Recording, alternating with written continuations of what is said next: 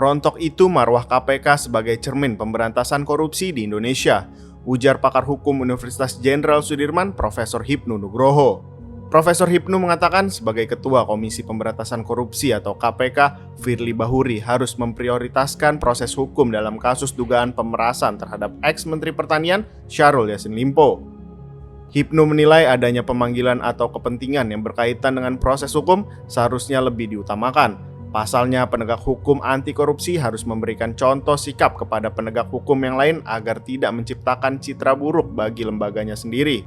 Ya, sebagai seorang pimpinan anti korupsi harusnya memberikan contoh terhadap penegak hukum lain, sehingga apabila ada pemanggilan atau kepentingan hukum harus diprioritaskan, ucapnya kepada Forum Keadilan Jumat 20 Oktober 2023. Hipnu memandang seorang pimpinan lembaga anti korupsi memerlukan keteladanan serta integritas tingkat tinggi, sehingga tidak memberikan tamparan keras kepada KPK atas perilaku yang tidak mencerminkan sikap sebagai ketua KPK.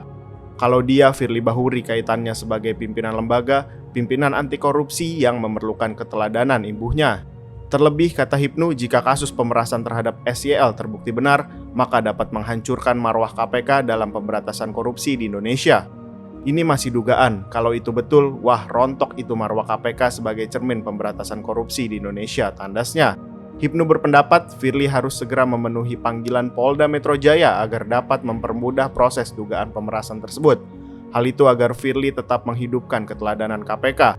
Panggilan ada 2 kali lagi, ia harus bisa menjaga raw spirit pemberantasan korupsi dalam memenuhi panggilan hukum, tutupnya. Sebelumnya, Ketua KPK Firly Bahuri tidak dapat memenuhi panggilan pemeriksaan di Polda Metro Jaya terkait kasus dugaan pemerasan ex-Menteri Pertanian Syahrul Yassin Limpo, Jumat 20 Oktober.